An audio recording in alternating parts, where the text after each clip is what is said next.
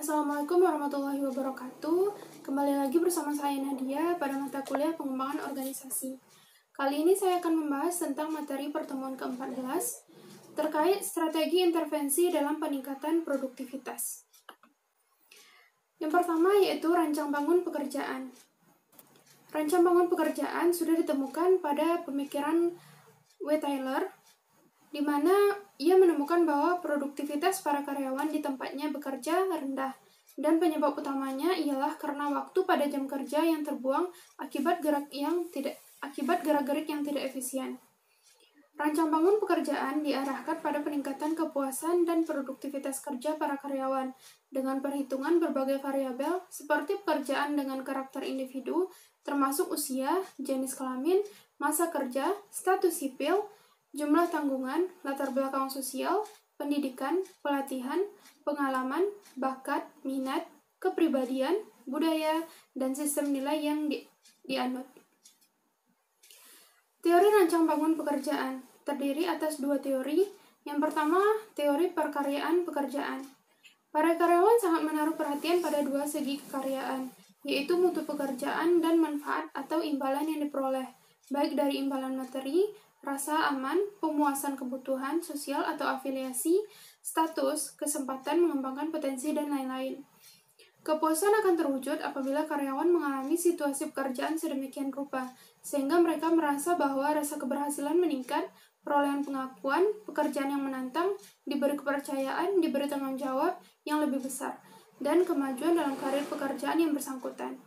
Dalam rancang bangun ulang suatu pekerjaan, harus terwujud apa yang disebut sebagai perkaryaan pekerjaan. Yang kedua yaitu teori karakteristik pekerjaan.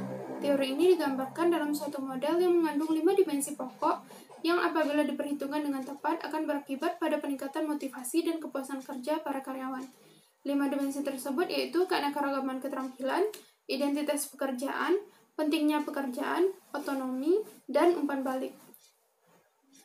Berikutnya, tim kerja yang mandiri merupakan suatu kelompok yang diberi otonomi oleh manajemen tingkat atas untuk mengambil keputusan tentang cara yang hendak mereka tempuh dalam menyelesaikan tugasnya.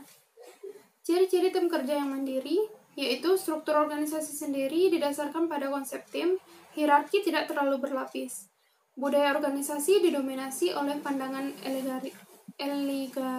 egalitarian, dan para pejabat pimpinan tidak menunjukkan simbol statusnya. Tim kerja melakukan tugasnya pada suatu lokasi dengan batas fisik yang jelas. Tim akan diupayakan meskipun jumlah anggotanya sedikit. Para anggota tim memiliki visi yang sama tentang apa yang ingin dicapai. Kemudian terdapat rasa kemitraan yang tinggi antara para karyawan dan manajemen. Konfigurasi tim dibuat sedemikian rupa sehingga perbedaan-perbedaan yang dianut dimanfaatkan sebagai sumber kekuatan tim. Semua anggota tim mempunyai akses yang sama pada informasi tim.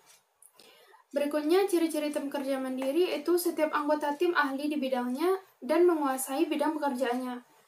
Anggota tim diberikan pelatihan lintas fungsi agar anggota tim bisa melakukan pekerjaan yang tidak sesuai dengan spesifikasinya.